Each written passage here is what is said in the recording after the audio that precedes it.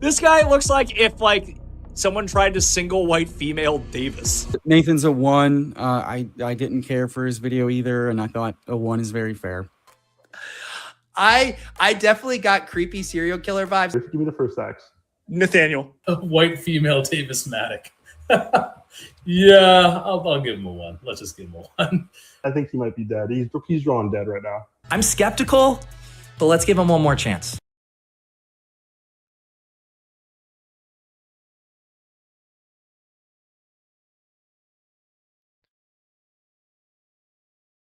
Alrighty, welcome, and thank you for coming and joining the stream. Alrighty, cool. Sounds working. Video's working. That's all we can ask for. I have already jumped in our first streamed eliminator of the goal of getting to 150. While we are waiting for this to fill, and sometime between picks, I'm also going to be doing on stream my personal tout tiers. So Pete got the website updated with the so you think you can tout stuff, and I'm gonna do my own personal tiers and talk about all the other contestants while I'm waiting for this to fill and while we're working on it. So let's go ahead and I forgot they did this Calcutta. I'm just curious how that would happen. All right, so the Calcutta. Let's start with Kitchen. Goofy Chicken, Alex Cups for 26 and 20. Max Adam for 7. Chris Crandarelli, that's Candyman, right? For 7, and then Gumby for 4. I don't know how. I don't know how to rank these because there's a lot of people that are getting bought for last place equity. Like I'm guessing all these like lower people are more last place equity. Why people are buying them? Not that they can't win, but market odds and everything.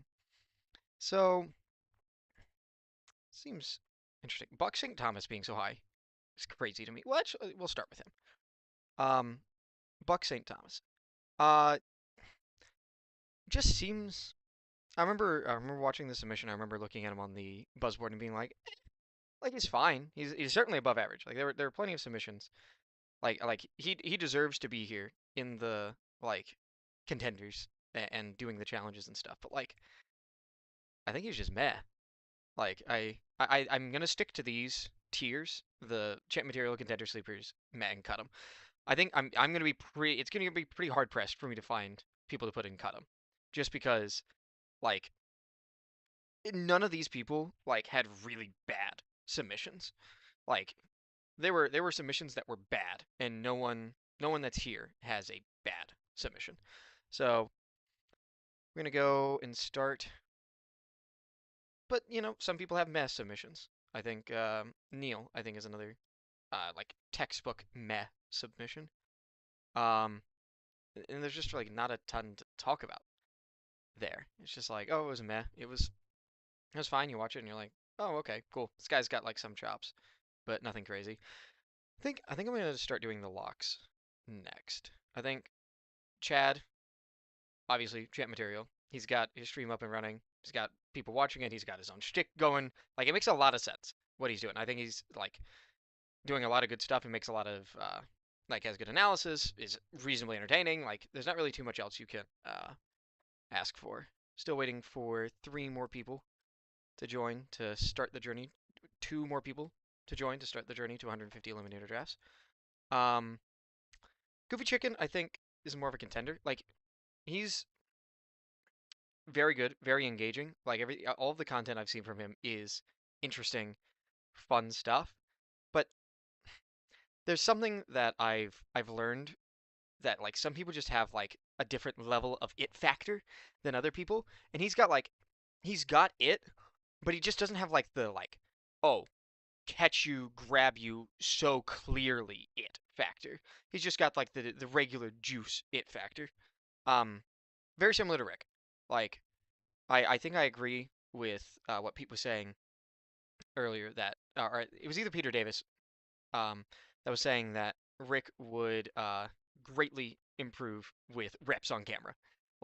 It is such a different idea being having like reps in front of a camera where people are like watching your every move, like thinking about everything that you do, versus when you're sitting behind a keyboard, tip tip tip tip tip tip tip tip, and you know posting on Discord or Twitter or whatever. It's just a very different world, and he's got the charisma for it. He just needs to relax. Like it's very hard, so I've been told, to relax on camera.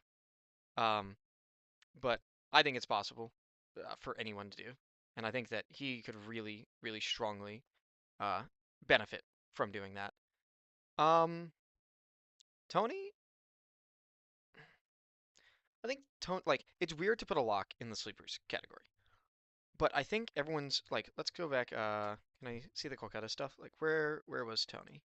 Tony Squares, 28. Okay, second highest. Okay. If he's the second highest purchase in the Swolkata, I don't think I get to put him in the sleeper tier. So I think I'll begrudgingly put him in contenders. I think he's gonna end up being the bottom of contenders. Like he's got a stick. You can stick to it. He's got a really good setup. Like his mic sounds clean. His like background looks clean. He's got a bunch of the stuff that I do not quite clearly. My background, I fear, not clean. My sound, I fear, not clean. But it is hopefully interesting and good. So I I'm excited to see how he performs when we start talking about like fantasy football specific stuff. PPR Tyler, champ material, like let's be so for real. He's good. Like he streams every day. Like you can tell that he wants it. He's really invested. Like he's got the setup. He's got groups that he's in. Like he's like on the line of already being a tout. Like so he's obviously even if he's not the champion, he has the material. Like he's ready to go. He is championship material even if he doesn't win. Reminds me, I'm gonna actually go to the other Toxic Tower guys. Emo Cowboy, I think, is going to be my one cut him. I talked about this on the video the other day. It's just like, why? Like, why? Like, he's just an insane person. And I think that you need to, like, being an insane person is entertaining, but if you want people to trust you and trust that you're, like, giving them reasonable takes and that your opinion on things should be trusted, like, you can't be that insane. At least for me. Like, I don't like it at all. And that's just me. But yeah, just not it. And then BB Chosen. He might be in the sleeper category because I think like he's got a lot of the infrastructure there, the same way that like PPR Tyler does. And I think like if you get him in the right challenges, if you get it like to be analytical, to be interesting, and he's able to really pounce on that, then I think he'll have a great job and be really invested and have a good chance. But if everyone's just like, oh, this is PPR Tyler but worse, then like you have to be able to escape that somehow. Yeah, let's finish up the locks. Alex, also champ material. I believe this is the one that Mayo didn't like because of all the cuts. Tell me if I'm wrong on that. I'm not sure. But worst case, I can go and look at the video and see if that tells me the answer. I think, yeah, I'm pretty sure that is correct. Yeah, just like oh yeah, but he's got the data science background. Yeah. So he's microcuts, but really, really probably smart. Like obviously I don't know the guy, but I would be shocked if he's able to get a data science degree and is not a pretty smart, sharp guy. So that's obviously going for him quite a bit. Because a lot of us that are in this are like smart-ish, like smart adjacent. I would definitely put myself in that tier of like smart adjacent. But like I'm an actor, I have not gotten I have a 4-year degree, but it's in acting, not data science. Like I think that's a lot more relevant to picking good fantasy players. So I think if he can be on a stream for an hour, be entertaining, be engaging, be interesting for that whole hour. He's really the potential to be championship material. So like top of contenders, bottom of championship material. And then Zach. I haven't really like looked at Zach's stuff all too much, so take this with a bit of a grain of salt. But he's another one that I want to look at. What his price was on this Wolcutta. Zach, 12. Yeah, I think I'm allowed to put him in the sleeper category. Like, he's very live to be, like, to come in 10th, I think, is what a lot of people are thinking. And I think, like, with that sort of performance background, like, you can be interesting. And I was looking at some messages in the Discord. It's like, as long as you care and it can deliver confident takes and, have that energy and that charisma, I think you should be, and you're a lock, so you're not like getting eliminated in the next week or so. Like, you should be pretty, should be in a pretty good place. We've got, what the heck? Okay, I'm pretty sure this is, yeah. I think some of the names on this have gotten mixed around because that's not BB Chosen. I'm guessing. Oh dear lord. Oh, that's really funny though. So this when I was talking about BB Chosen, I was talking about oh, I'm forgetting his name. The guy who quit his job to do fantasy football full time. The guy who best ball guy. I don't know. The third member of Toxic Tower. Sorry. Yeah, I don't know why. I don't know if I screwed that up somehow or whatever. But yeah, BB Chosen, I think he'd agree. The Meg category is correct for him right now. I haven't seen a ton of him other than his submission and I think it was on Best Ball Breakfast or something. Not Best Ball Breakfast. Man, I keep forgetting all the different like show names that Pete does. Best Ball Bash, that's what it's called. I think it was on that, and it was like good. It was like good plus. It's great. And I think that for this level of the competition, good plus gets you into Met tier.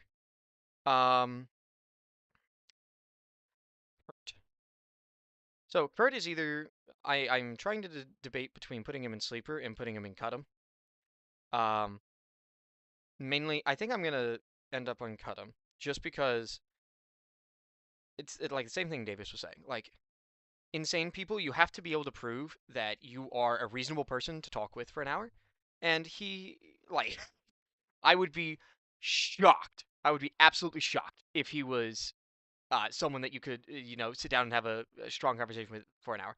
If he comes out and like does a challenge or something, and it's like very clear that he can talk and be reasonable and be, like give good opinions and not like overwhelm your co-host, then I think he instantly moves up like probably to the top of the sleepers. Like maybe Zach's at the top of the sleepers and he is second. But until that's been proven, I feel pretty comfortable being in the cut category. Daigle, I think there. If I remember correctly, this is the commish guy. I really hope that I get this wrong. I think it would be very funny if I get this just completely wrong and I'm just talking out my ass on some people that I've never heard of. But yeah, I believe he is the fantasy football commissioner guy. It's the guy was like, no, maybe that's Brian Hartman. I think it's Brian.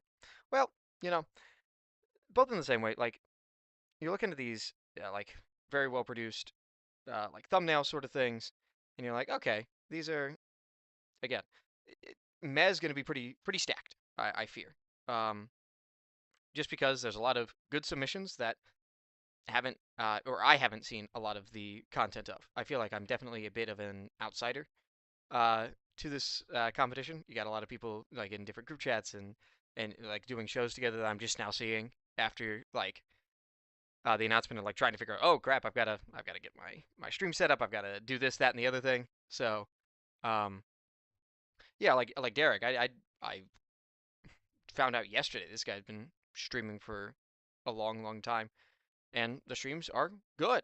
Like I think the med category, if I could rename it, it would not be med, it would be like good. Like good but not exciting, if that makes sense. Oh, we fill it.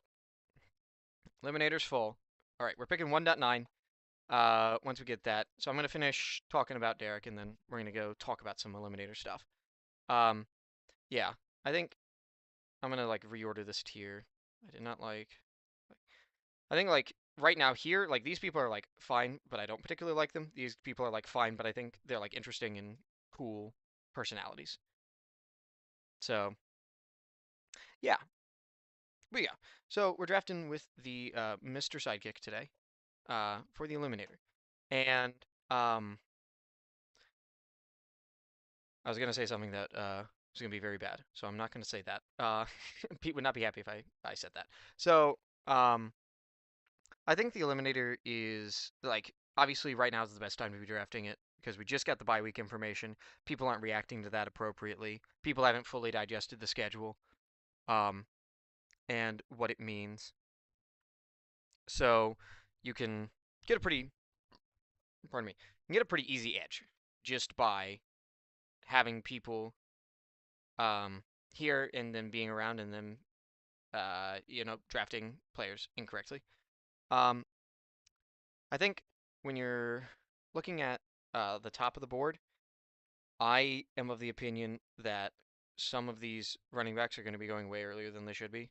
Like these early second round running backs are going way earlier than they should be on average. Some of them obviously aren't, and I'm probably gonna take one anyways, just because JSN at 3. I don't know. I don't like that. Pardon me. Yeesh. Need to not sprint over here before I do this.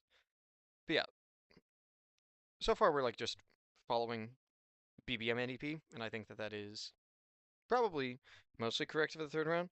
Like if you're doing anything different, you're pushing up like McCaffrey. McCaffrey over Taylor makes a lot of sense because you're not worried about the end of the year stuff. Yeah, Gene T at 8. Like Gene T is my favorite of the late first, early second round running backs. I think he's a lot of people's favorite. I'm gonna go ahead and take Lamb over St. Brown. I am unfortunately a Cowboys fan, so that's definitely part of my decision. And part of it is the Week 14 versus the Week 6 bye. And I think that you're gonna get some like a lot of the early games for the Cowboys. I think like the season opener against the Giants, I think is good for them. Like you really want to be thinking about Week 1 stuff in the Eliminator, just because that's the week you have the most control over. Because you know who you're playing, you know you're playing against the other people in your pod, and you know that exactly half you are going to advance instead of you just being paired up against one other person. So it's a lot less volatile. So understanding those Week 1 matchups is not something that a lot of people are going to be thinking about. So I'm going to pull up in a different tab. Give me 1 second. Make sure I didn't screw up the stream by doing that. Yeah, all right, cool. So I'm going to pull up in a different tab, Week 1 schedule. Just so I have that available. It's saying, yeah, I was about to say Trey McBride. I don't think so. I like Kenneth Walker over Marion Hampton, even though he has the earlier bye. So I think the team's going to be better. I think there's less chance of random Keaton Mitchell bullshit happening to Kenneth Walker. Something I was getting told is I need to cut down on the swearing, but you know, that's only if I want to get monetized, right? Who really cares about that? So yeah, we got CD and Kenneth Walker, which is reasonable-ish start. The furthest I made it to Week 8 last year. Devastating loss for me. When this is a play that no one ever remembers but me. It was the end of a game. I don't remember who the Packers were playing, but Jacobs fumbled on the last play of a game on a 4th down run, and it just I lost because it was a fumble and not like a loss of forward progress is what it's called. And that hurt. That was not fun. But you know, this is how life works with fantasy football. Everyone's got those stories, I'm sure. I'm sure if anyone has those stories, they'll leave their own in the comments. That's how these things work. We all have bad beats. You just gotta dust yourself off and do it again. All right, gonna take a sip of water real quick.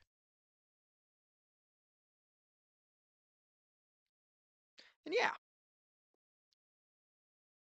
So Javante is another player I want to talk about. I think a lot of these players who we're pretty sure that their team's going to be favored week 1.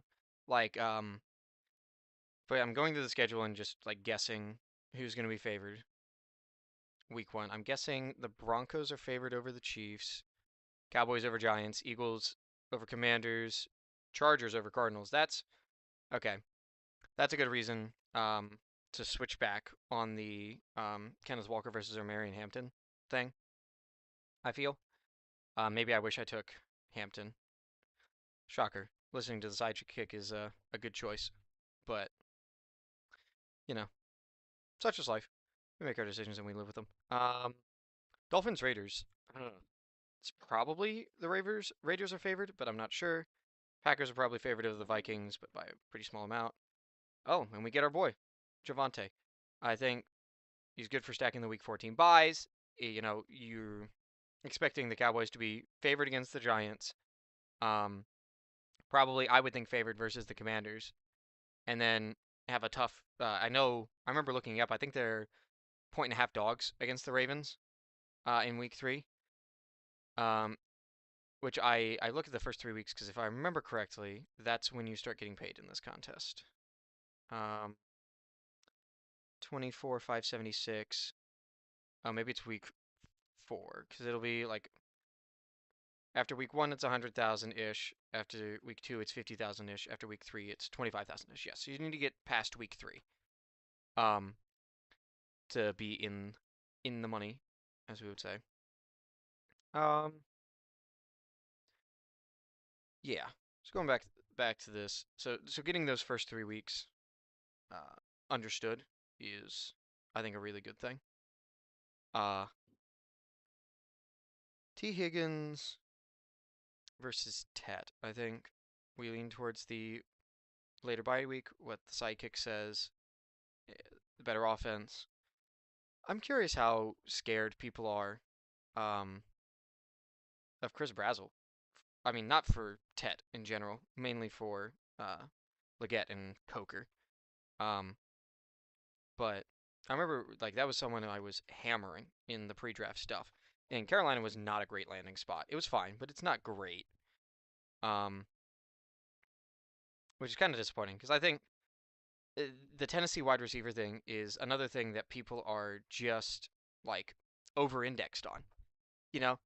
Like, maybe this is me being a new fantasy football person-ish, compared to a lot of people, and not getting it, but I feel like the Tennessee receiver, like, fear that a lot of people have just doesn't need to be there.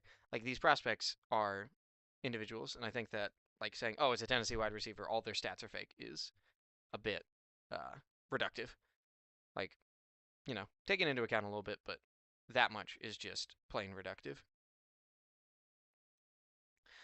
So, I think we're gonna have a little bit of a break. Oh wait, no, I'm still going through all the who I think's favored each the first week of the season. So we got Broncos, Cowboys, Eagles, Chargers, Raiders, Packers. I think the Bears will be favored over the Panthers. Steelers are probably favored over the Falcons if they get Rodgers. If not, it's going to be a lot closer. But that Falcons quarterback battle is also going to be weird and probably drive their price down a little bit. Bills over Texans, but just slightly.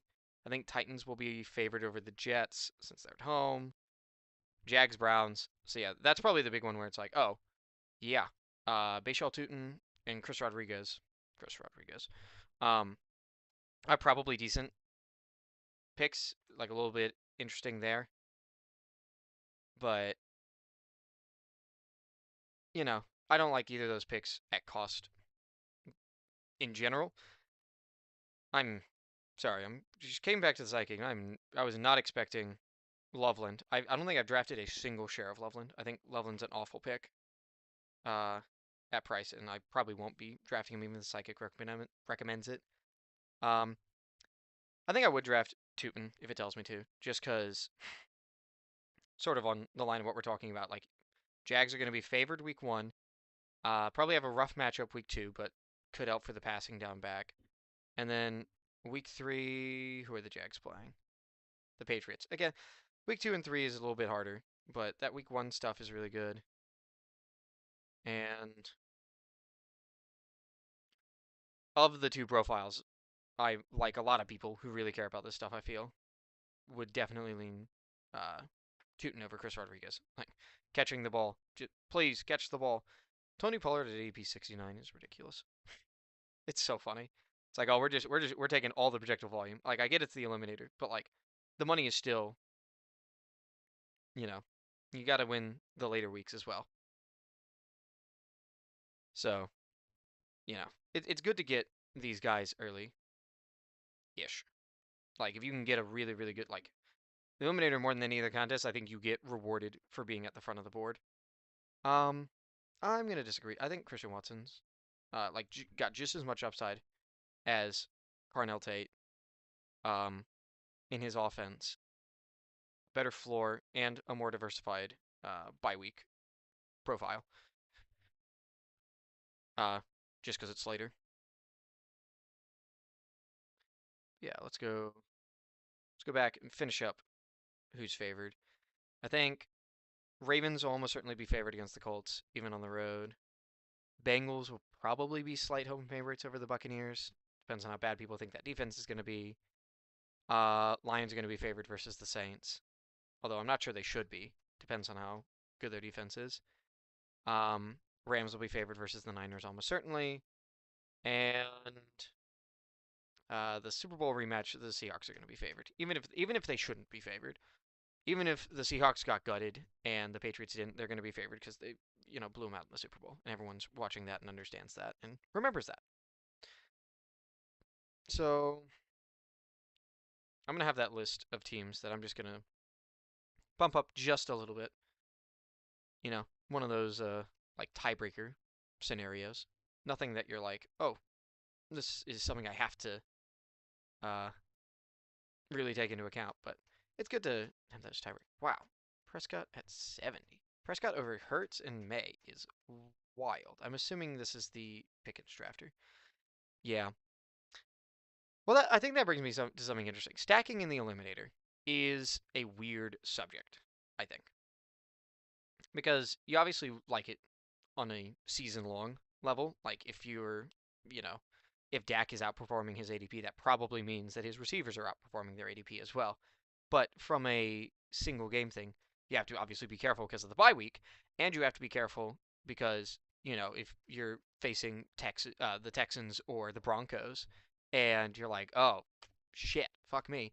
These guys are, Dak got 3 fantasy points this week. Javonte got 6 fantasy points this week, and CD got 6 fantasy points this week. Like, that can be just as, hurtful as having a bye week. Because you really hope none of those are hitting your lineup. Man, if we get Hurts or May here, I'm going to love that. Probably should. This guy probably shouldn't pick May, but he does. Kyle Lemon's fine. I've been really in on Harold Fannin. It's my second Week 11 bye. Week 11's the bye-mageddon this year. Yeah, let's just go ahead and take him, though.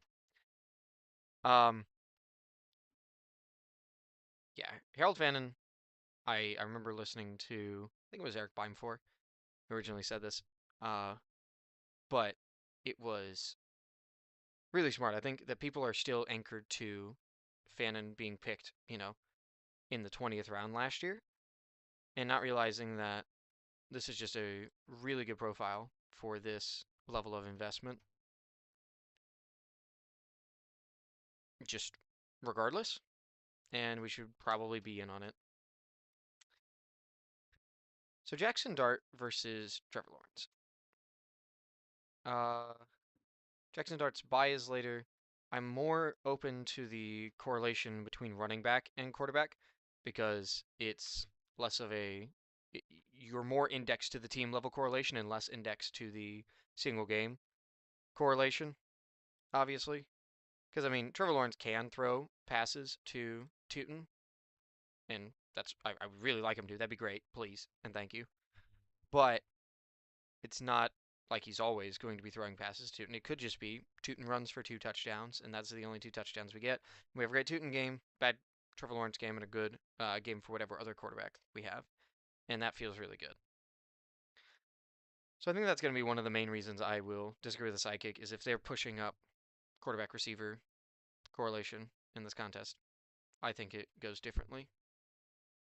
But, you know, I've made a lot less money than one Mr. Pat Corain at this stuff. So, you know, I can have my opinions all I want. You got to be able to convince people that you're right, and you got to be able to understand that sometimes you're going to be wrong, and even when you're wrong, it's okay. Tucker Kraft is falling a lot. I wonder where he is on the SYTYCT. Oh my gosh. Oh my gosh, he's below Jake Ferguson. Tucker Kraft does not appear on the SYTYCT. Interesting. Yeah.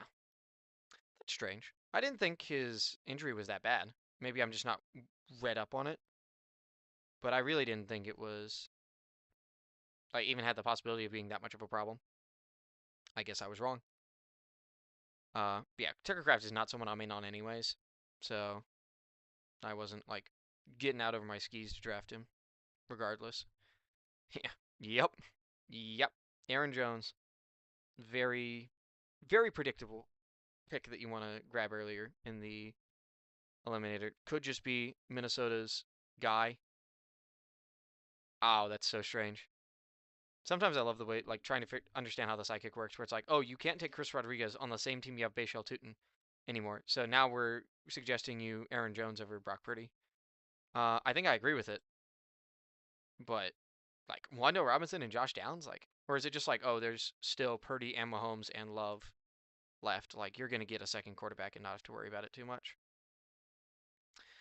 But yeah, I'd prefer Purdy over Mahomes and Love, but not by that much. And then Wandale and Downs are also good. I might end up taking... Oh, yeah, I was going to start talking about Mahomes and, like, see, like, is there any chance Mahomes is out until week 7? I think very, very unlikely. So, I don't really need to be worried about that. Yep, well, the quarterbacks I was interested in were gone. So, we'll be taking Wandale Robinson. Yeah. Week 9 bye. We've spread out our buys really well in our skill position players. We'll probably end up... I don't think Trevor Lawrence or Harold Fannin are good enough that I can, like, really commit to having only 2 at the position. Like, if I get a Jake Ferguson slide, maybe I can leave with just Fannin and Ferguson. I probably can. I think that was one of my big weeks last year. Was I drafted the Eliminator was the contest I drafted the most of last year, and I think one of my big leaks was prioritizing tight end too much because I took a ton of Trey McBride, I took a ton of Brock Bowers, I took a ton of all the like the 7 elite tight ends that everyone was like, oh my gosh, these guys are so good last year, and you know some of them were really good, but I think a lot of those like late tight ends, like I had almost no Jawan Johnson, who's like one of my favorite players this year. And I want to make sure that I don't fall into that trap again of like worrying about what is this quarterback run? What is going on here? All right. So we've got the guy in the one hole with Jackson and Dart. We have Murray, Mayfield. Oh, this guy being wackadoo. Pickens at the 210 in the Eliminator. Like, come on, man. What are you doing? Just awful stuff. Like, Pickens should be going, like, here. Neighbors at the 3-7 is very funny. That's either going to be a great pick or an awful pick. Yeah, like, Pickens should be, like, here. Like, why is Pickens going before Drake London? Why is Pickens going before Nico Collins? Like, I think Pickens should be going after A.J. Brown, but that one's at least close. But, like, you're getting, like, 6 or 7 picks, and You know, it's really early to be having that. Yeah, you know what? I'll take Jacob Ferguson. Like, we have some good team level correlation for Dallas. I feel like I'm actually pretty comfortable with the 11 and 14 buys at tight end. By that point in the competition, you know, whatever. If this team makes it to week 11, I'm pretty darn happy. So, huzzah. I feel like Cam Ward's getting underrated. Like, do we, like, unless he's awful, do we really think this guy's getting benched? Like, who's the Tennessee Titans backup quarterback? Titans backup QB. Mitchell Trubisky. Like, come on, dude. Are we getting Trubisky again? I don't think so. That being said, since I have Wandale, I'm not super interested in Cam Ward. Daniel Jones also has a later bye week. Better quarterback in my eyes. Like, you know, Daniel Jones is a better pick. But, like, compared to, like, Bryce Young, especially in this contest, I definitely have him over Bryce Young, Jacoby Brissett, Geno, obviously. And, I mean, the SYTYCT's putting him there now, but it's a bit different. Yeah, so we'll hopefully get one more quarterback.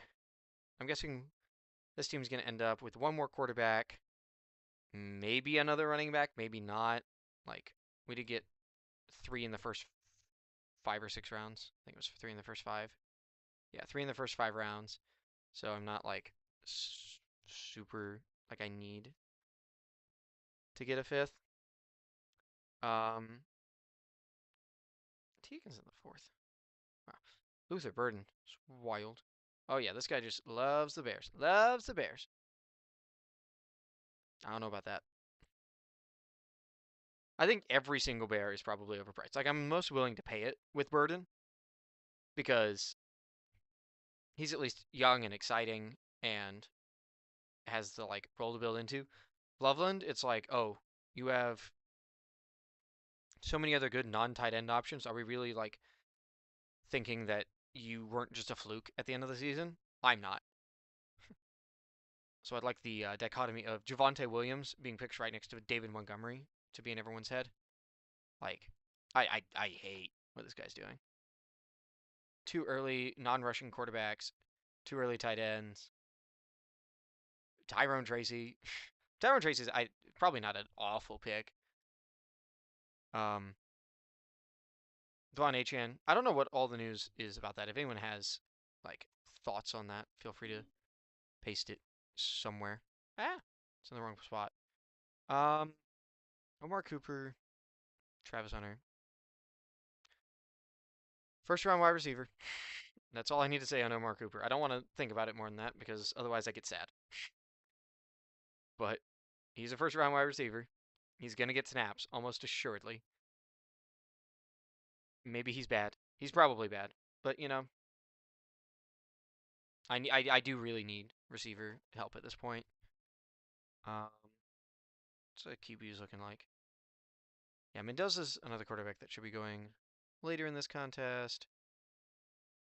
Deshaun Watson? Yeah. I don't know what's going on with the Deshaun Watson stuff. Nobody knows what's going on with the Deshaun Watson stuff, but it's weird. I don't like it. I don't like the idea that we have to watch Deshaun Watson again. Like, that would just make me very sad. Okay, let's talk about Travis Hunter. So, there's no way he doesn't pay this ADP off, right? Like, unless you really think that he's just going to be a full cornerback. And we've gotten no indication that they are having him be a full-time cornerback. At least no indication that I think is trustworthy. And a lot of indication that they will be ramping up his defensive staffs, but still having him on offense a lot. Like, great. So why is he suddenly in the doghouse with us fantasy drafters? Like, after last year, if he just comes back and he's like, oh, we're going to do the same thing, where do we think Travis Hunter's going? Like, let me pull this up in a new window. Try and get the rankings up. Because I want to go, because I think there was some drafts done before the dark times of everyone shitting on Travis Hunter. I think some of the earliest big board drafts were before then. I'm just gonna go to one of my drafts and figure out where he went in that draft. All right. Travis Hunter, Travis Hunter, Travis Hunter. He went in, he was at the 1201 in my first draft. And we just got him 14-4. So 2 rounds later. For what is, at worst, like minorly bearish news. Yeah. I think that's incorrect. I think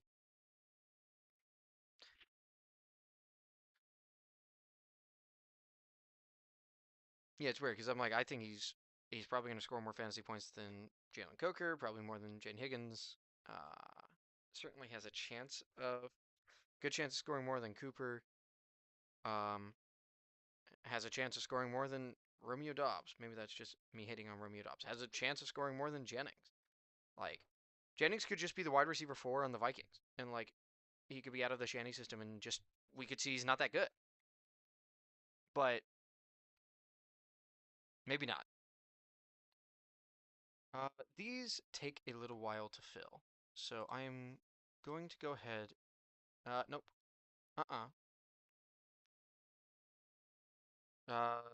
Was he a first round wide receiver? I think so. If he wasn't, he was an early second. But yeah, I'm gonna go ahead and enter because I'm gonna go ahead and hopefully get another one of these done today. I'm hoping every stream is going to be 2 drafts. Is the goal because I have about an hour and a half, 2 hours to stream Friday, Saturdays, and then I might do some special Sunday streams, and those might be longer. But the Friday, Saturdays are going to be 2-hour streams, really, really simple stuff there. Let's go back to the draft. That's not it. Oh, almost missing our pick. What a disaster. I will not be taking Tua, actually. Thank you very much. Especially when Sean Watson's still on the board. I don't think I want to take Pat Frymuth. Don't know if I need another receiver, though. Especially when I have... Tank Dell's probably right. Like, because he could just be back. He could just be back. And if he's back, he could just be the number 2 receiver on the Texans. And then we're gonna take probably a quarterback, and then Emmanuel Wilson still around. I'm trying to think what I think about. Like, how much work do we think Jadarian Price is going to get handed just because he's a first-round pick? I don't know. I don't think very much, at least in the first couple of weeks. I think Emmanuel Wilson maybe... I may scroll on the sidekick and be like, you know what? Emmanuel Wilson, come on down. At worst, he's a decent handcuff. At best, he's like someone I'm getting 20 picks behind ADP that could legitimately, like, he's a 17th round pick that could legitimately be helpful in my lineup in week 1, which is the most important week. Like, this is why I'm like, okay, Deshaun Watson, also. Worst case, if something happens to the other starting quarterback, like, oh, the worst case is Deshaun, is in prison. Or, that's definitely within his range of outcomes. But much more likely is he ends up being the backup to Shedeur, if he's still there. And we just don't think about him. And maybe Shedeur gets injured and he comes in.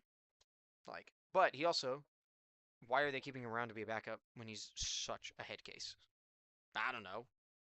I wouldn't want to do that if I was the Browns. So he has to. I would be shocked if he wasn't at least being considered to be the starting quarterback. Yeah, I'm gonna take Emmanuel Wilson. I've convinced myself that in the 17th round, Emmanuel Wilson probably acceptable in the Eliminator. He could just have a vast majority of the carries in week 1. Like, and if he does, and he falls ass backwards into 2 touchdowns, like, who are we to say that that's not possible? Like, who are we to say that the Seahawks are not just going to go, okay, Jadarian Price, he needs to calm down a little bit. His pass blocking isn't there, or some random nonsense. And go. We need to stick with the veteran, the established veteran that we signed this year. Like, I think anyone who says that that isn't possible is just wrong. And for a 17th round pick, like the other running back, Braylon Allen, no chance of that happening. Ray Davis, no chance of that happening, barring an injury. Kalen Black, Jordan James, no chance of that happening. Yeah, I could see the argument for Gesicki, but I don't think so. I think this ended up being a really good team. I'm actually really happy with this. We got the formerly AFC South quarterback room of Trevor Lawrence, Daniel Jones, Deshaun Watson. Running backs Kenneth Walker, Javonte Williams, Bashal Tutin, Aaron Jones, and Emmanuel Wilson. Wide receivers CeeDee Lamb, T. Higgins, Christian Watson, Wan'Dale Robinson, Omar Cooper, Travis Hunter, Denzel Boston, Tank Dell. A little bit rookie heavy there. But I think CeeDee Lamb, T. Higgins, Christian Watson, Wan'Dale should all be good at the beginning. And then we have some good juice behind it. And at tight end, we have Harold Fannin and Jake Ferguson. I think that's a pretty good draft. Hopefully, it ends up being one. Oh, we get a little bonus pick. Get a look at my Frenchie slow. So yes, we've been drafting this for a while, so I'm gonna figure out what is happening here. So we went Burrow around behind ADP, Mahomes at ADP, and CJ Stroud. So pretty strong quarterback room. Our running back room is Bijan Robinson, Blake Corum, and Rashad White. That's worrying. Our wide receivers are London, Waddle, Adams, Lemon, Jennings. Not super happy with any of that. And then our tight ends are McBride and Gadsden. Wow. This team has had stuff move against it. But that's okay. So we're looking between Debo and Dalton Schultz. Like, normally I'd be like, I don't want to take another. Like, where's running backs? Oh dear. Oh, we're gonna have some really awful running backs, especially because like we're gonna have some bye problems with Bijan and Corum being on the same bye.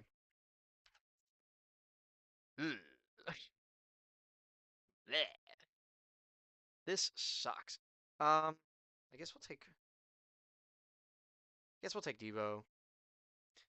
You know, Dalton Schultz is Dalton Schultz, but Debo could be anything, even Dalton Schultz. Like, but at the wide receiver position. I mean, Debo could be way better than Dalton Schultz. I don't know. I really want. I'm like, we need running backs on this team, but you know, that's something the SYTYCT is really good about catching. It's like, okay, you need running back, but you don't need running back now. You just need to get a running back. So calm down. You'll get a running back eventually. Okay, I'm calm. I'll get a running back eventually. Yeah. So since we're good there, I think I can continue talking about the top tiers until this second eliminator gets filled. Alrighty. So I think we talked about everyone up here. We got a lot of contenders left. I think we'll go ahead and start this round by ranking myself. I'm kidding. This is just for I should have done that first so that Emo Cowboy can get his little screenshot or whatever. Because I think that's a funny bit. Actually, I'm going to do this myself. And just like leave the stream on that for a hot second.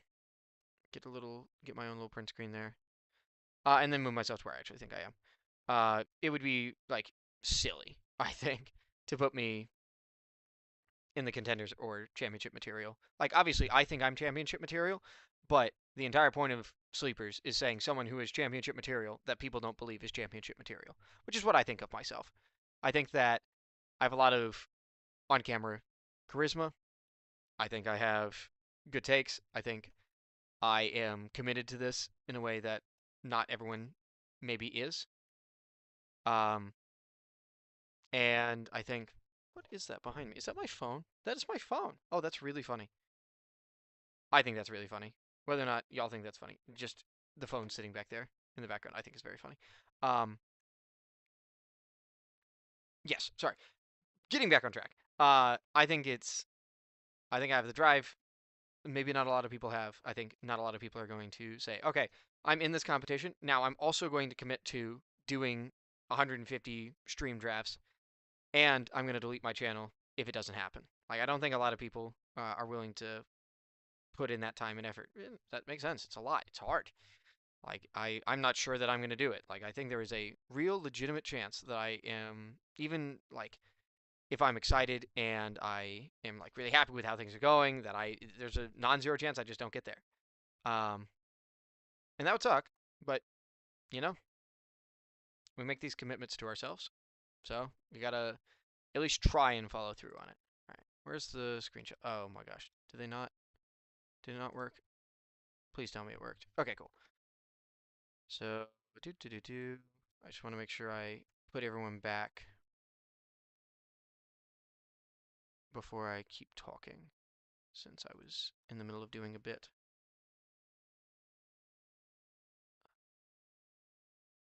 Where's Neil and Buck? Then I'm gonna be Zach, BB chosen, Griffin, Rick, Tony. I agree. I think Chad is the overwhelming singular favorite to win this. Like I think it's Chad, tier break, Tyler, Alex. Spoilers, tier break everyone else.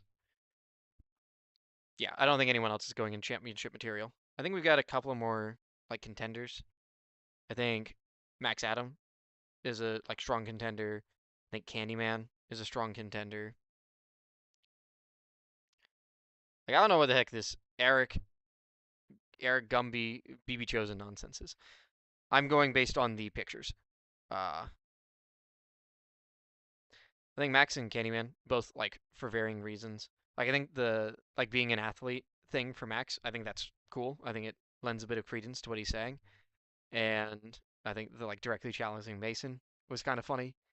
So I think he's got the chops. And I think Candyman like has like more of the hosting side experience than a lot of people. And I think that's not even something that I really done before or really know how to do. So maybe I'm giving that too much respect, but I think they deserve a lot of respect for being able to fill in that role pretty well. So this is Gumby.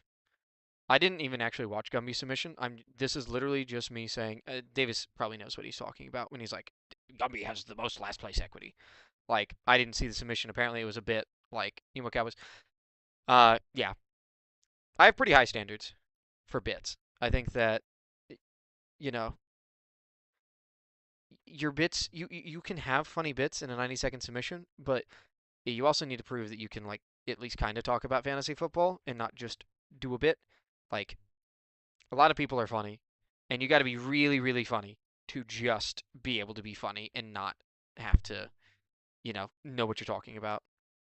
I think Ian's probably going to be the line of okay, I didn't hate his submission. I didn't particularly like it either, but I see why he's here. He's got interesting takes. He's gonna, good to move forward. This is like my neutral. I feel neutrally about you line. If you're on this side of the line, I'm like, oh, this guy. At least from your submission. If you're on this side of the line, I'm like, oh, okay, cool, this guy.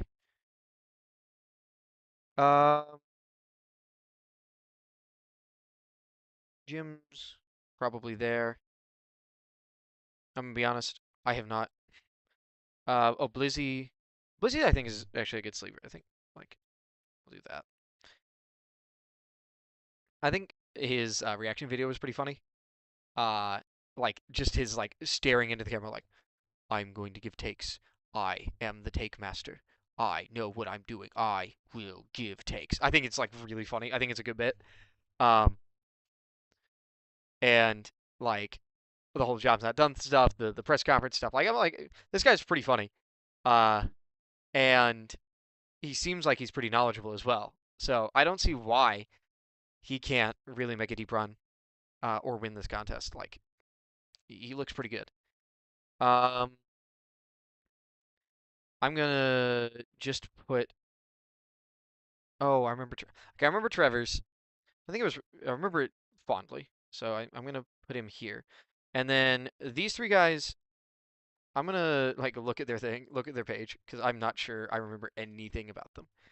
Michael O'Hara, 6.5 Mayo, 7.7 production team. Posted on X and not on YouTube. Oh, this is this guy? Yeah, okay, whatever.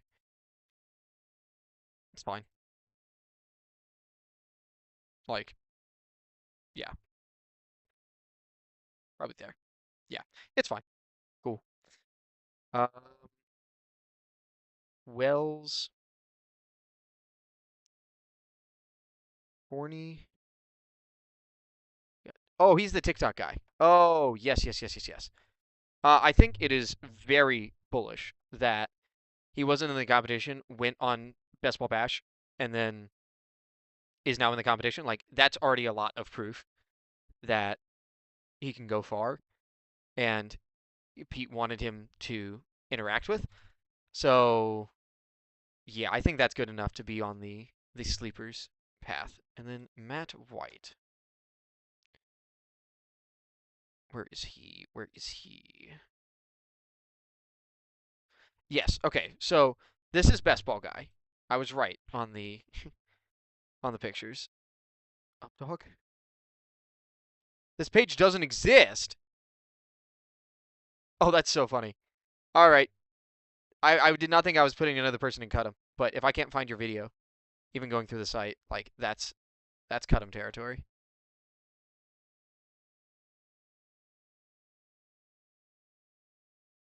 Yeah, and I don't really care. Like, I don't care that much to like go searching for your like clip in the contenders video. I don't care that much. That guy, that guy, last place equity. Who got him in the Swole Cutter?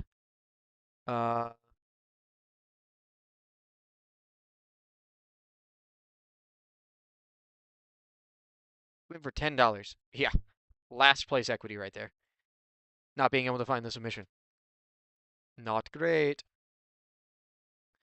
Uh, yeah, yeah. This is my biggest fear about doing this is it's like a lot harder to stream Eliminators than stream BBMs because people always are doing BBMs and not always doing Eliminators. So if we get to 5:05 and draft hasn't started, I'm going to go ahead and leave this one. And I have one more BBM I have to do for the promotion where it's like draft 5 and get one free. So if we don't get this to fill in the next like 3 or 4 minutes, I'll go over and draft a BBM quick instead of what we're doing right now. And I think that'll be good. Yeah. So I'm gonna want to post this over in the Discord. Get people, I'm sure people will have opinions. Actually, I need to make sure this is right. I don't love Emo Cowboy, but I think like these bit submissions are at least better. Like I can see your video. I know what's going on with you. This guy, I'm just like, okay, whatever. Like maybe his video is really good. Like that would be really sad. His video is really good, but it's like, and I think you can see a little bit of a pattern here. Just like, yeah. A lot of people that it's like, oh, okay, you're good. Like if you can find a lane to differentiate yourself and you can do interesting content, like that's why I put Wells up here. He's in that same vein, but he's got this TikTok following, and Pete seems to really like him. But like BB Chosen, Jim, Ian, Neil, Buck's in a bit of a different category because apparently he was arguing with Davis every week. Cool, great. Like he's got the cachet. I'm not sure if he has the talent. These guys, I don't know if they have the cachet or platform, but I think they're more likely to have the engagement. And I think these guys are like even a step ahead of that. Yeah, no, I'm really excited to see how this ends up shaking out. Like, I think there's a lot of interesting personalities between the 27 people here. So I think it'll be interesting to see how the competition goes. Even if I for some reason get out early, I'm going to be really invested in seeing how the rest of the contest goes, because you got drama, you got interesting people. and I am happy to do my best to add to it. I think my leg may be making an appearance on camera there, so say hi, leg. Yeah, I'm watching it back right now, seeing if my leg did make an appearance on camera. Gotta love the delay. Delay is a beautiful, beautiful thing. Not when you're drafting, though, unless, I don't know. I don't think people are trying to snipe me. Even if they are, I could not care less whether people are trying to snipe me or not. All right, so we got one eliminator done. That's fine. We'll, the other thing I might do is, instead of streaming the full, like, fast draft, is go into slow draft season. And yeah, I wouldn't count that as streaming it unless I live stream making all of the picks. Like, I can't make a video doing all the picks. I would have to, like, turn on the stream. Yeah, it's for the slow draft. I don't think that counts. Like, let me know if you disagree. But I think if I'm doing slow drafts for the eliminators, I think they only count if I do all of the picks on stream. So we'll see. But we got a BBM and we got the 101. And I think this is actually a really interesting question of who deserves to be the 101. I mean, I think quite clearly both of them deserve to be the 101. Both of them are worthy 101s. But I generally like Gibbs more. I think he's more explosive. I think his pass catching chops are better. I think Montgomery is a better back that he was competing against than Algier. And I think Pacheco is worse than Brian Robinson. So I think, in my mind, everything shifts towards Gibbs. And since I know I'm going to be drafting a lot of the eliminators, where I will be valuing Bijan over Gibbs because of the bye week stuff, I think I'm going to be taking Gibbs as my 101 in BBM this year for the small amount of BBMs that I will do. BBMs and, the DraftKings millies. Because DraftKings, I will say, they've been giving out the promotions this year. I think I've gotten like 5 or 6 like free $25 drafts from the different, like, definitely $2-3 or 5 or 6 different drafts. I think 2 or 3 of the, like, entries into the main contest, which is pretty substantial when you're like, oh, okay, I'm going to be doing a lot of different things at a lot of different times. So yeah, I will say the one annoying thing about the turn is I've got to vamp for a much longer time between picks. Which, considering I'm about to go into a show after this, not always your greatest. Gotta make sure I take my cough drops after the show. I wonder, can y'all hear the, can y'all hear me drinking water? I really hope not. I'm listening to the stream to figure it out. Give me 1 second. Okay, speed up.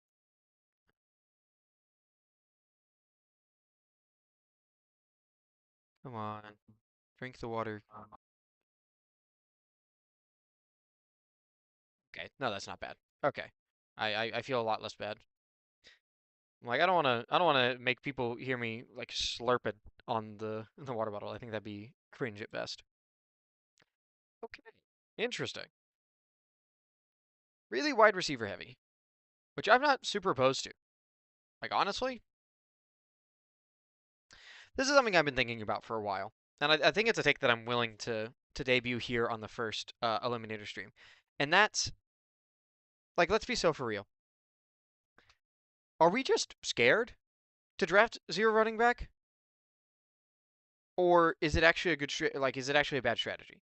Because I think it's just as likely that we're just scared off by really good running back, like running backs not getting injured, which is great. I don't want running backs to get injured.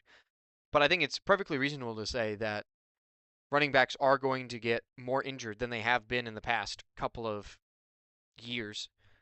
And the past years, we've had a lot of running backs stay healthy, and we're indexing on that. Because I'm listening to these videos being like, robust RB is a great strategy. Hero RB is a great strategy. You know, 2 running backs through the first 3 rounds, or else it feels really bad. And I'm like, does it really? Like, does it? Like, if I have like if we consider zero RB through the first 6 rounds. So like the earliest I could take an RB is with pick 73.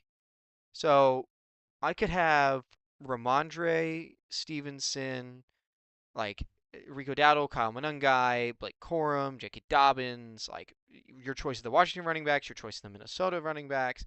Jonathan Brooks has like potential value there. Like Chris Rodriguez has potential value there. Tyler Algier has potential value there. Like we got Tyron Tracy, it like has potential value there. We got Keaton Mitchell. Like I don't love paying 144 for him, but if you get him closer to these ranks, like Emmanuel Wilson we were just talking about has some like early season possibilities. Like I think people are just scared and drafting like it and not actually and zero RB is not necessarily a dead strategy or a strategy that you shouldn't be considering as much. Maybe that's just me. I am, however, very scared of Malik Neighbors. I am like deathly afraid of Malik Neighbors. So I'm gonna be taking Nico Collins over him. So why, Mr. Sidekick? Are you like suddenly worried?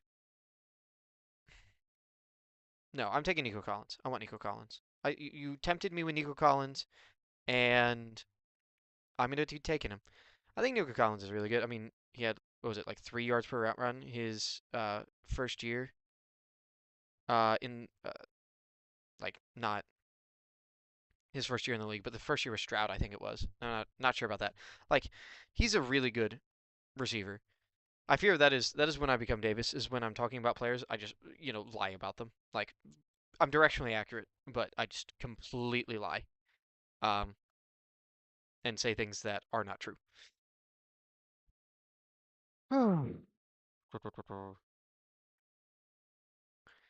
I can go ahead and close all this stuff. Oh, wow, I should have just clicked this button here. Wow, what a useful image. Like the people that make this site know what they're doing. Look, Michael O'Hara, I think we're 16 for Kurt. A lot. I think JT just likes the bit guys. Like, because I think I definitely had a bit side submission. Kurt definitely bit. Emo Cowboy, not funny, but a bit. Tony Squares, not a bit. So I'm wondering whether, like, maybe it's like I could get one person who has a real good chance of winning. I think Bucksy Thomas for 31 is ridiculous. I think Daniel's gonna feel real bad. Gonna feel real bad. I think Davis has got a pretty good portfolio. Like Chad for 26, Best Ball Guy for 11, Rick for 10. All feels pretty. Wells for 7. Like, I think, and I think he's got really good last place equity with Updog. So yeah, I think Davis killed. The Swolcutta Kitchen was like fine. Moods, yeah. Moods took a bunch of the people that I'm like, okay, yep, this is. I think he pretty close to exactly my meh tier list. It's like, okay, yeah, yep, this guy, yep, this guy. He's a guy. He's there. He's talking about fantasy football. He's got good takes. What else you got? So that's funny. I'm also curious when the next episode is gonna come out, when we're gonna find out what's happening to everyone and how many people are getting cut from this next round. I'm guessing between 2 and 7. I'd say more than 7 would be a lot. I think if you're like trying to introduce people to these contestants and having them and saying that they're core contestants, or not necessarily core contestants, but like on the show and part of it. I think 2 to 5 would be my guess slash thoughts on how to do it. But I also don't know how late Pete is willing to run this into the season. Yeah. Scatabo is someone who I didn't really like in the pre-draft contest because I thought there was a legitimate chance that Jeremiah Love went to the Giants. But if he's not injured, like he's just gonna be good. I think. And David Montgomery's been. It feels like he's been shooting up. And I'm starting to get less and less in on him. But I'm not less and less in on Tutties. Like Davante Adams has that in his bag, and we have to accept it. We have to accept Davante Adams 6 catches for 3 touchdowns and 27 yards or probably closer to like 38 yards, is in the bag, and that's what 20 24.8 fantasy points. That's a good week. Out of my 5th-round pick, I guess I'll take it. I think these rankings are old because I don't know why Jalen Waddle's ranked so aggressively. If he just fell down ADP and they adjusted the rankings accordingly or not, I'm not quite sure. But yeah, so far so good. I mean, I want to be taking a lot of Scatabo in these post-draft contests. I think that's what I was meaning to talk about because I didn't really take much in the pre-draft stuff. I'm also curious. Like, I don't know if y'all know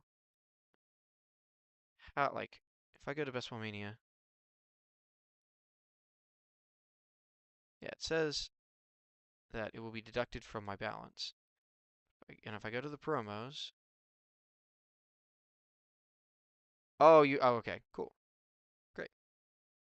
That makes a lot of sense. You go to the promos, and I need to use it within the next 6 days. So maybe if I end up doing a stream on Sunday, I will have a little Best Ball Mania treat in the middle of the draft.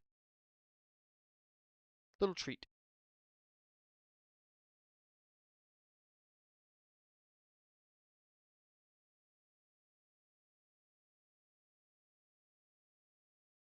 Hey.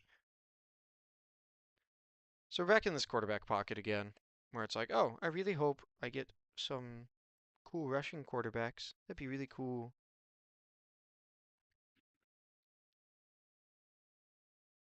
Davante Adams is also probably the side of the Rams that you more want to stack with a quarterback. Because the reason you're drafting Davante Adams is because he catches touchdowns. Really? You want me to take Ramondre Stevenson, Tony Pollard, and Jalen Warren over Drake May? This is not the Pat Kerrane I know and love. That's telling me to do this. This is not the Pat Kerrane I know and love. That is telling me to take Tony Pollard and Ramondre Stevenson over Drake May. Now, he may tell me to take Jalen Warren over Drake May, but Tony Pollard and Ramondre Stevenson, like, I don't know, man. Like, so sorry, but I will be taking Drake May on this team, even without AJ Brown.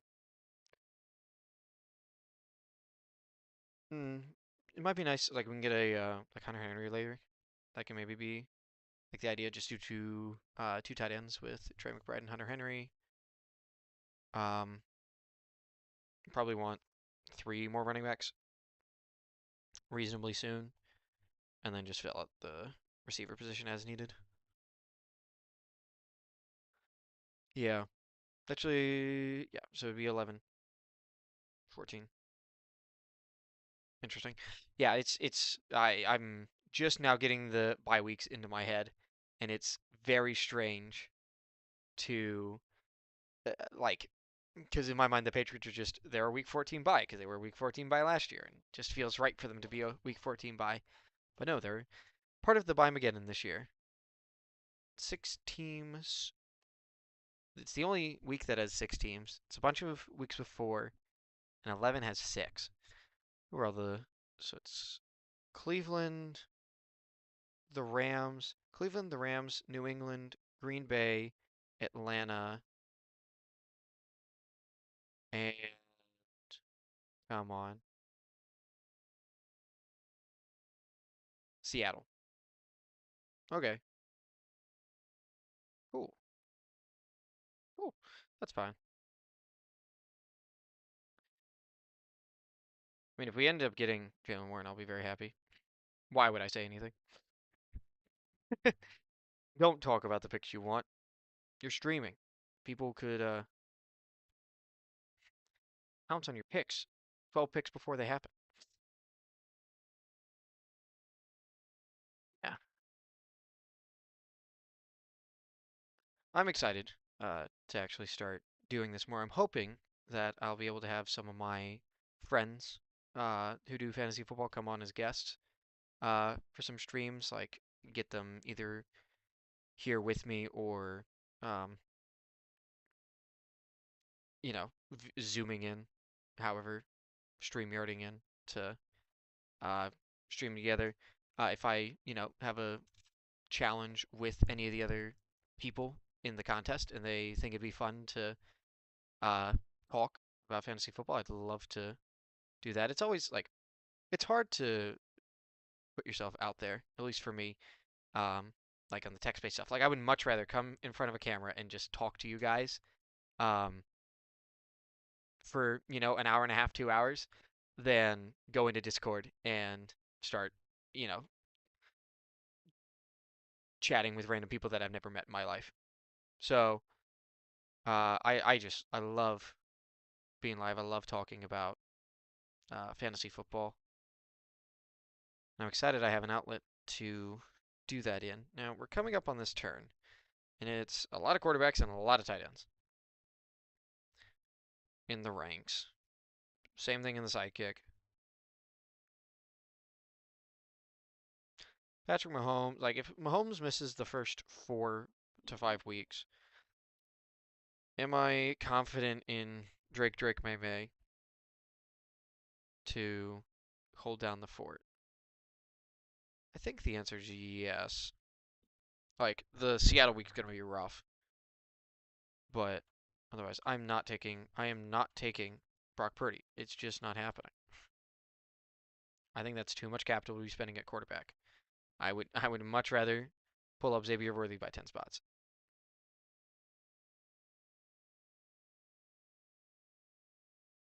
Or even J.K. Dobbins by 5. I just need to make sure I'm allocating capital correctly. Yeesh. I don't know what is going on with me today. So sorry, ladies and gentlemen. But, sometimes you'll do what you have to do to keep on streaming, keep on going.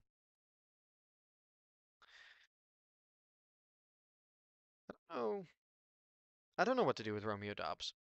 Romeo Dobbs is a weird case for me because he is it priced in that AJ Brown is going to the Patriots? Are we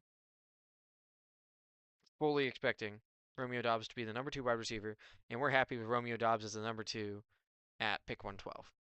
The same way we have Khalil Shakir, pick 112. Ish. Where is Khalil Shakir? Pick 127 on average. I guess. Sure. I could see that. I could see that being fine.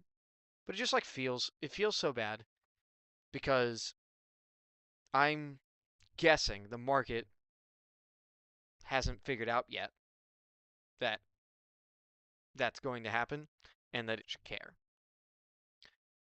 Because the market, and even if it does, it's oh, you can bet on the market double counting news all the time. So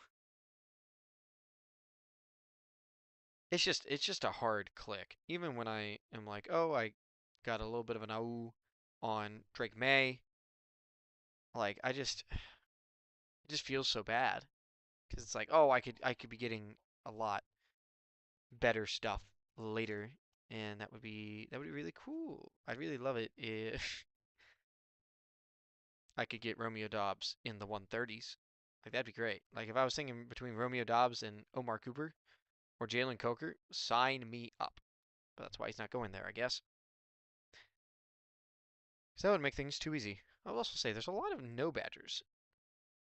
There's been a decent amount of no badgers in both the rooms we were in, which is strange. I would have expected badging to be pretty common when you're drafting on May 15th. Although, the badging was really common when you were drafting back in like March. But I'm guessing badging is reasonably common. And it's just, I've hit the jackpot. Okay, so after all that talk about Romeo Dobbs, I'm getting him at 120 now. Which is interesting. I like Kelsey. I think because this can tell a story of like pretty easily of Mahomes getting back and Rice not being good for whatever reason. I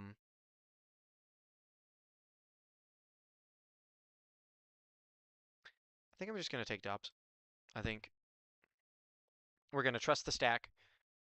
We're gonna trust in what I was saying earlier that you can actually find interesting, good running backs later, and we're done at tight end. I think it's very clear we're done at tight end. McBride, Kelsey, we're done. May Mahomes, like maybe we end up taking a like if we get a falling value on Stroud, we'll probably take him. If we get like, some last pick of the draft energy at quarterback, like maybe.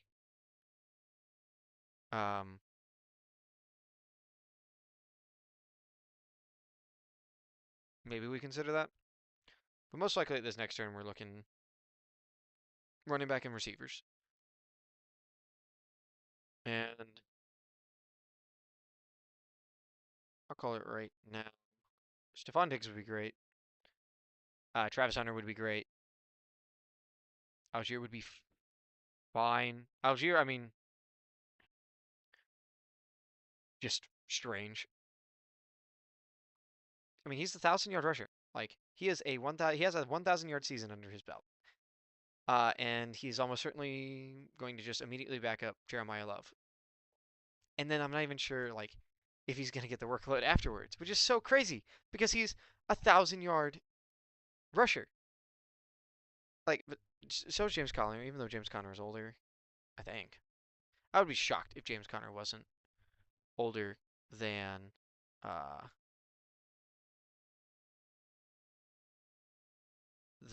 Tyler Algier. James Conner is 31 years old. Yeesh. Yeah. 26 versus 31. Yeah, two very different things.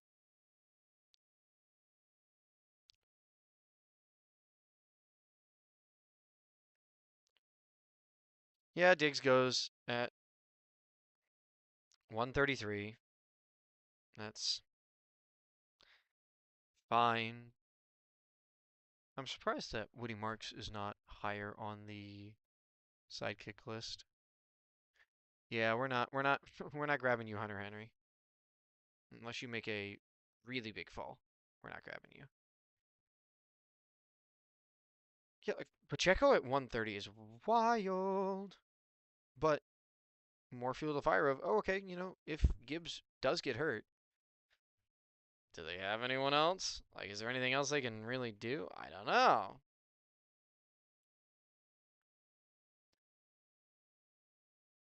Stroud isn't really falling to me here, but I'm not taking Gadsden. I'm really not taking Gadsden. It would be very illegal if I was somehow able to take Gadsden. Yeah, I think Omar Cooper, again, first round wide receiver. He's a first round wide receiver. Just click on him. He's in the first round wide receiver in the 12th round. Just click on him. And I think I'm going to take Woody Marks over Algier. I don't know, actually. This I could see actually agreeing with a psychic on. And I'm going to tell you why. Because Algier has more, like, early season possibilities than Woody Marks. Just because he's a really good runner. Even though Jeremiah Love was picked 3rd overall. Like, he's probably going to get ramped up as the season unfolds. So, and I need performance all throughout the season, and it's going to be a lot easier for me to get Tyler Algier and then grab handcuffs to try and get the back end of the year than it would be to just grab better handcuffs and hope that I can get a, Justice Hill sort of guy later to help with week 6, help with week 8. Because that's really what I'm hoping Tyler Algier can do, is help with week 6, help with week 8, give me 12 to 15 fantasy points those weeks, and I'll be happy camper.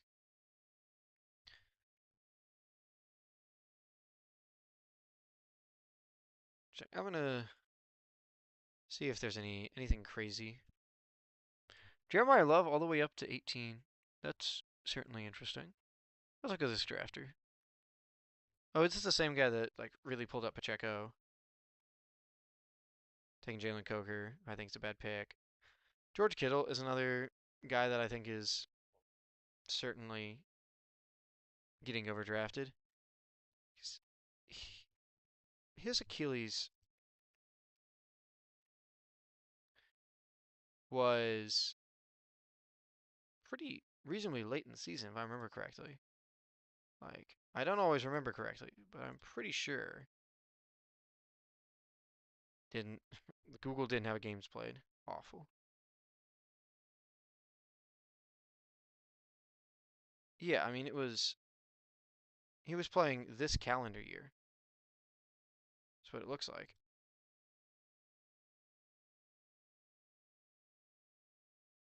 Like, let's go.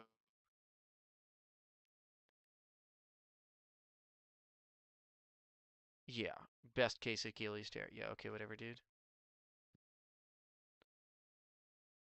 Yeah, 4 months ago. So it's certainly live. Oh yeah, this is where if Stroud got back to us, I'd be like, absolutely, we'll take Stroud. But yeah, nope, these are the running backs I want. Tyjae Spears, come on down. The price is right. Like, new coaching staff, are you telling me that there's 0% chance Tyjae Spears is the lead back? Because I don't believe that. And he has good contingent value. Like, you gotta believe there. Sure. Calvin Ridley's Calvin Ridley, but Deebo Samuel could be anything, including a lot better than Calvin Ridley.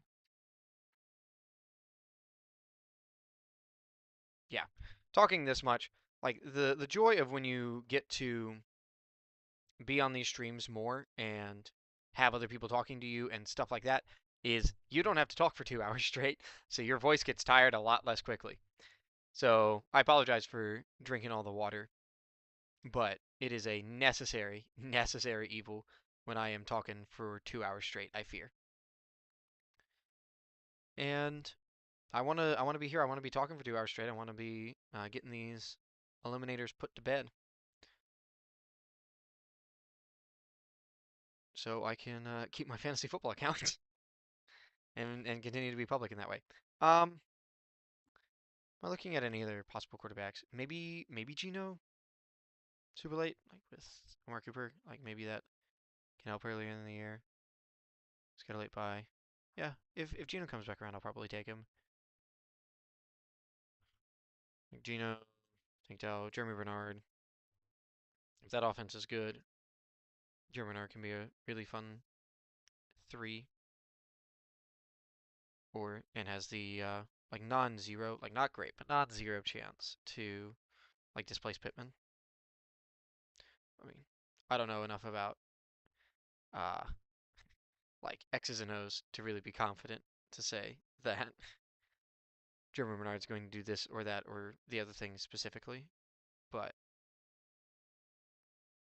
I know enough to know that he's a pretty darn talented football player, and that I like the fact that I was way overweight on him in the early contest, even though he went to what's probably considered a meh landing spot in the Steelers.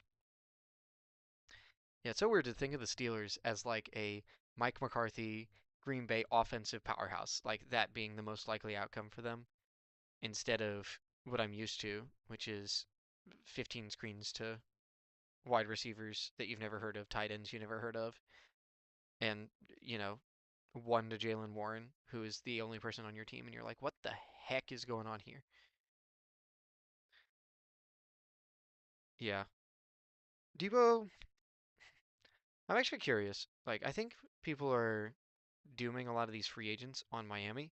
I think the second, like a big name, let's put air quotes around that, free agent signs in Miami, like a Debo or a Stephon Diggs, I think they're going to go up. I think it's like, oh, this guy's going to be the clear #1. You're going to have all these targets. Like, bye bye Malik Washington. Bye bye rookie wide receivers that nobody remembers the name of because they're not good. Like, it is Debo Samuel season. It's Tyreek Hill season. It's Stephon Diggs season. Who else are the free agent wide receivers? Oh, does it not tell me? Oh, that's cringe. Yeah, that sucks. Um, say love you. David Njoku is another guy that I've been sort of tossing and turning about and just never been able to like form a completely solid opinion on.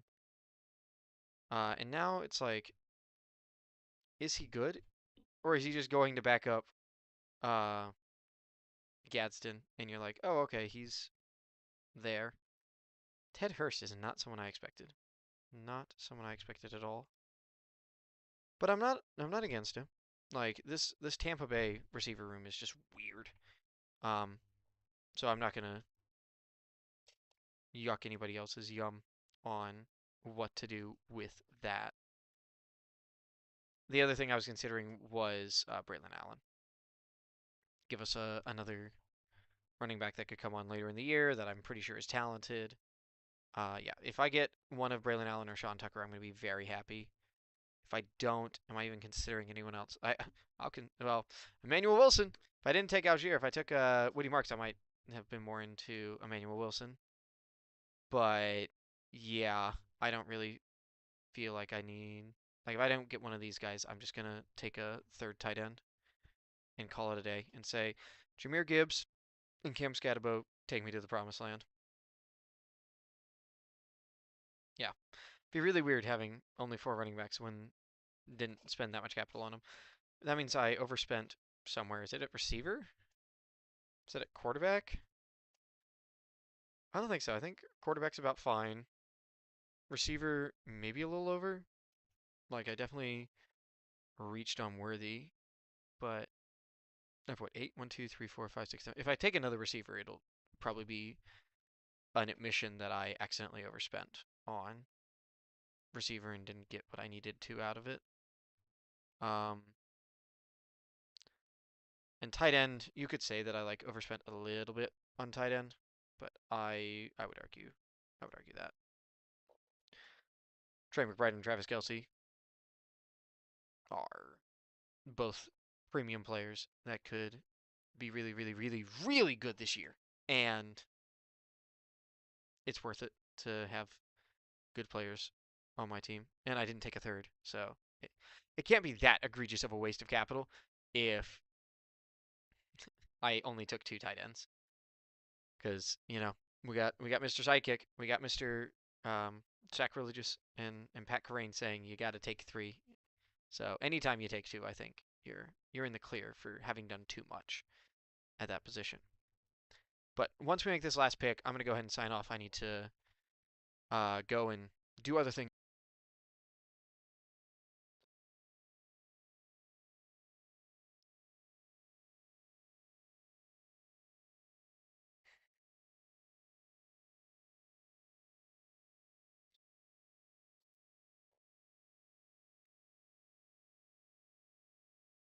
Oh my gosh, I got it right now with the last pick of the draft. Let's go.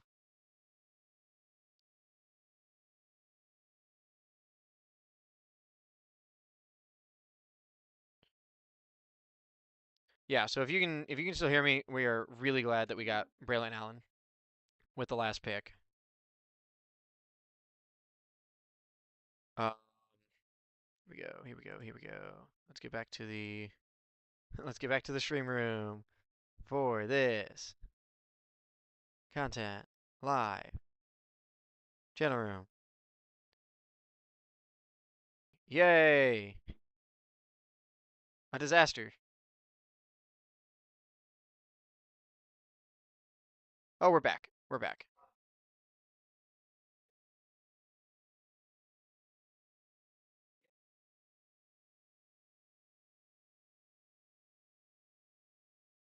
Okay, I don't know what happened, but if we're still here, it says we're still live. Thank you for watching. I'm just going to quickly recap the team, and then I'm going to head out, and I will see you tomorrow at the same time for some more, hopefully, Eliminator drafts this time. So we've got, for our BBM team that we drafted, we got Drake May, Patrick Mahomes, Geno Smith, Jahmyr Gibbs, Cam Scadabo, Tyler Algier, Ty Spears, Braylon Allen, Nico Collins, Devontae Adams, Makai Lemon, Xavier Worthy, Romeo Dubs, Omar Cooper, Debo Samuel, Ted Hurst, Trey McBride, and Travis Kelce. Alrighty. Yes. See you tomorrow, 4 p.m. Eastern, for the same thing. I'm going to be dropping it on my X and on my in the Discord again, and hope to see y'all again then. Bye bye.